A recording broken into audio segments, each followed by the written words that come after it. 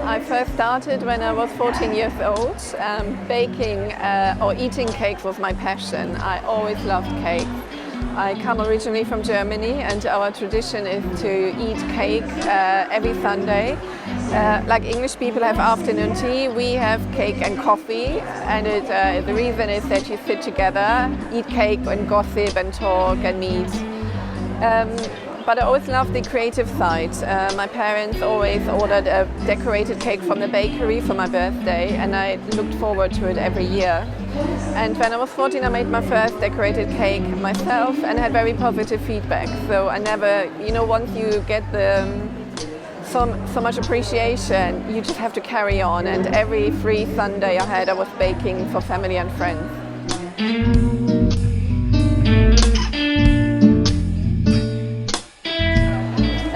I always found cake decorating very creative. It's relaxing and therapeutic, inspiring. And what I find so rewarding is that when you create something, you combine it with baking, which is comforting. And I think you create something from yourself personally, and you give it to somebody, so you make other people happy with what you do. And I think this is a nice way to combine skill and creativity.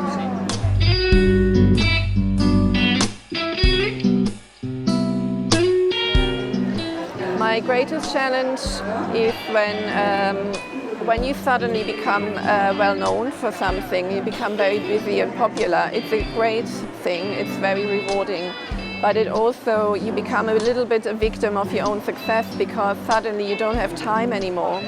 And when you work in the creative industry, you need time to be creative, to think of new ideas. And I think when this happens, it becomes very difficult.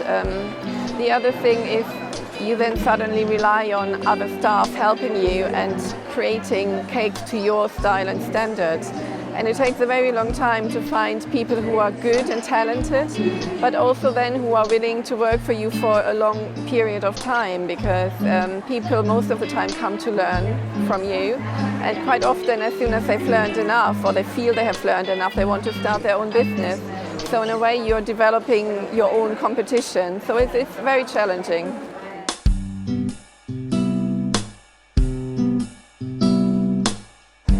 Well, first of all, I'd say do some courses and learn different skills.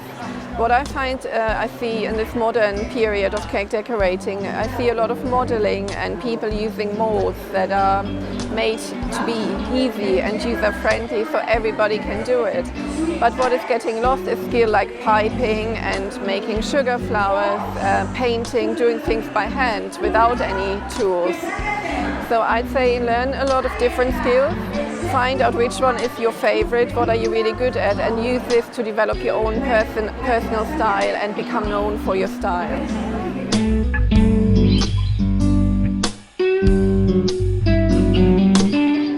Well, it's a difficult question, because Sugarcraft is going global now. It's going everywhere. And I think countries like America and the UK have been very much at the forefront.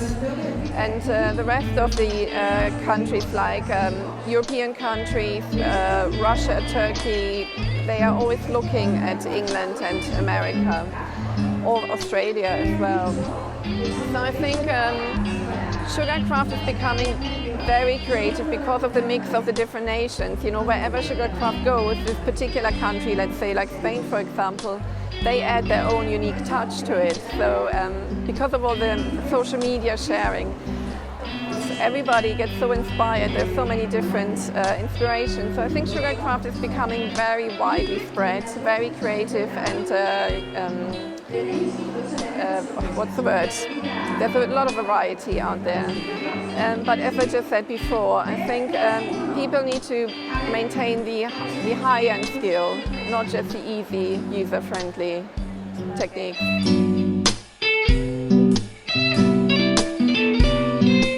Well, I think it's obvious that I think Facebook and I think actually the visual ones, which is Facebook and Pinterest, is very good.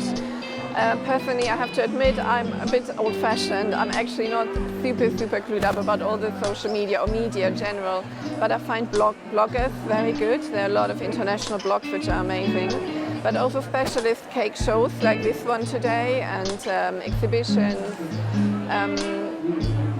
online tutorials.